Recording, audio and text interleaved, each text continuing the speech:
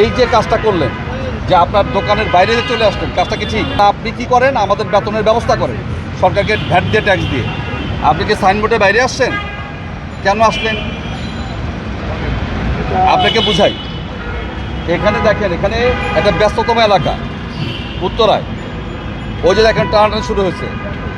এখানে আমরা চাই কি, আপনি যে ব্যবসা করছেন এটা তো অনেক বড় একটা কাজ, এটা দেশের একটা অনেক বড় ব্যাপার। কারণ আপনি শুধুমাত্র আপনার জন্য কাজ করছেন না, আপনি কর্মসংস্থান তৈরি করেছেন, আপনার এখানে অনেকগুলো লোক কাজ করে খায়। কথা সত্য কিনা? জি জি। তাহলে অর্থনীতিতে আপনার কিন্তু একটা বড় অবদান আছে।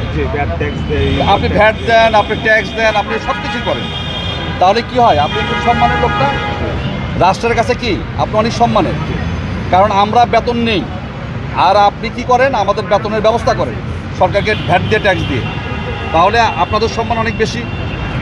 এখন আপনি যে এই যে কাজটা করলেন, যে আপনার দোকানের বাইরে যে চলে আসলেন, কাজটা কি ঠিক? ঠিক না। তো আমরা যদি এই ঠিক কাজটা করতে চাই, তাহলে আপনারা কি রাজি আছেন? আমরা স্যার একটা কথা বলেন।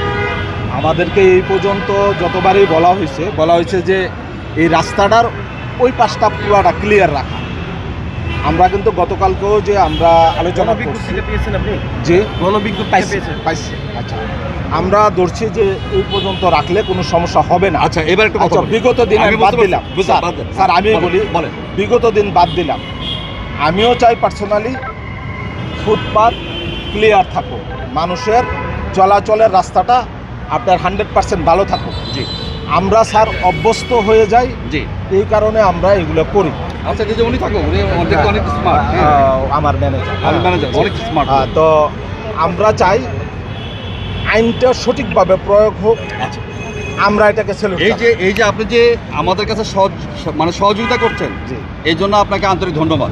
এখন ধন্যবাদ স্যার, এটা যেন ধারাবাহিকতা থাকে। এখন ধারাবাহিকতা থাকবে। এখন আমাদের বিজ্ঞ ম্যাজিস্ট্রেট মহোদয় আসছেন, উনি জুডিশিয়াল ম্যাজিস্ট্রেট। জি।